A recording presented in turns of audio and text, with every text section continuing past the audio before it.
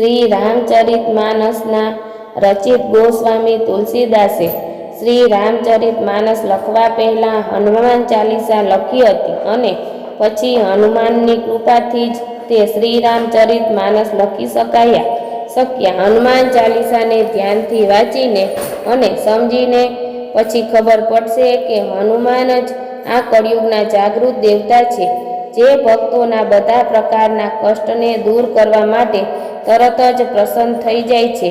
શરત એ છે કે ભક્તને પોતાના કર્મોને પ્રતિ સજ્જન રહેવું જરૂરી છે. કુકર્મીને કોઈ સાથ આપતું નથી. ચાલો અમે જણાવીએ છીએ કે હનુમાનજી કઈ સાધનાથી કઈ પ્રકારના કષ્ટ મિટાવી જાય છે. બજરંગ બાણ બચાવે છે આ સંકટથી.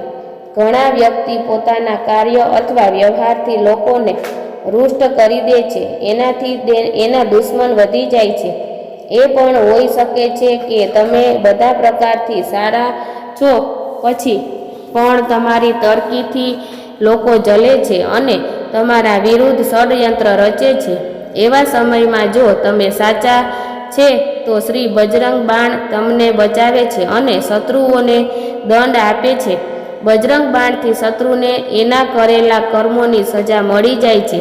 પણ એનો પાઠ એક જગ્યા પર બેસીને અનુષ્ઠાપૂર્વક 21 દિવસ સુધી કરવું જોઈએ અને હંમેશા સાચા માર્ગ પર ચાલીને સંકલ્પ લેવો જોઈએ. કારણ કે હનુમાનજી ખાલી પવિત્ર લોકોને જ સાથ આપે છે. આ પાઠથી 21 દિવસમાં તરત ફળ મળી જાય છે. હનુમાન ચાલીસા વાંચતા રહેવાથી આ સંકટથી બચી શકે છે. જો વ્યક્તિ દરરોજ સવારે અને સાંજે હનુમાન ચાલીસા વાંચતા રહે છે, એનાથી કોઈ પણ વ્યક્તિ બંધક નહીં બની શકતા. એના પર કોઈ સંકટ પણ નથી આવતો. જો કોઈ વ્યક્તિને પોતાના કુકર્મોના કારણે જેલ થઈ ગઈ છે તો એને સંકલ્પ લઈને ક્ષમા પ્રાર્થના કરવી જોઈએ અને આગળથી પણ કોઈ પણ પ્રકારના કુકર્મ નહીં કરવાનું વચન આપતા હનુમાન ચાલીસાના 108 વાર પાઠ કરો. હનુમાનજીની કૃપા થાય તો જેલથી આવા વ્યક્તિ મુક્ત થઈ જાય છે. ક્યાં સંકટથી બચાવે છે?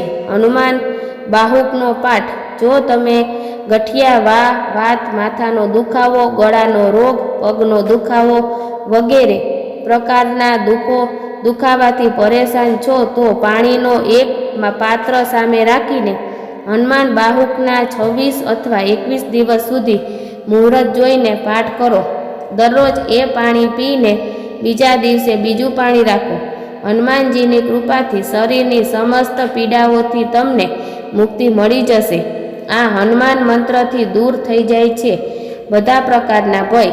જો તમે અંધારાથી, ભૂત પ્રેતથી ડરો છો અથવા કોઈ પણ પ્રકારનો ભય છે તો તમે હનુમંતે નમઃ નો રાત્રે સૂતા પહેલા હાથ, પગ અને કાન, નાક ધોઈને પૂર્વ બાજુ મોઢું રાખીને 108 વાર જાપ કરીને સૂઈ જાઓ.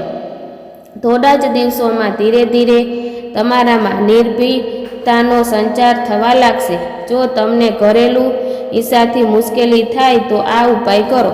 દરેક મંગળવાર અને શનિવાર એ હનુમાનના મંદિરમાં જઈને ગોળ અને ચણા અર્પિત કરો અને ઘરમાં સવારે સાંજે હનુમાન ચાલીસાના પાઠ કરો.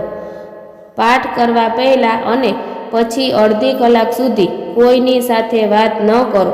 જ્યારે 21 દિવસ પૂરા થઈ જાય ત્યારે હનુમાનજીને ચોળા ચડાવો. હનુમાનજી તરત જ ઘરમાં સુખ શાંતિ કરી દેશે.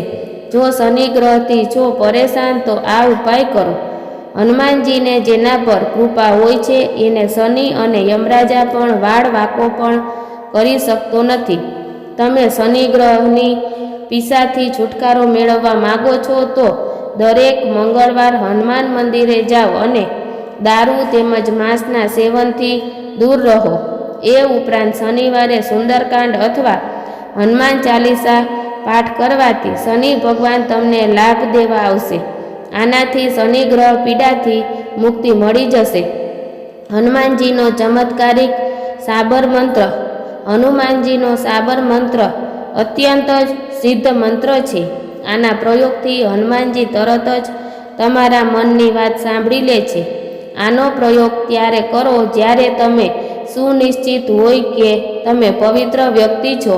આ મંત્ર તમારા જીવનના બધા સંકટો અને કષ્ટોને તરત જ ચમત્કારિક રૂપથી સમાપ્ત કરવાની ક્ષમતા રાખે છે. હનુમાનજીના ઘણા સાબર મંત્ર છે તથા અલગ અલગ કામો માટે જે અહીંયા બતાવ્યા છે. 2 મંત્ર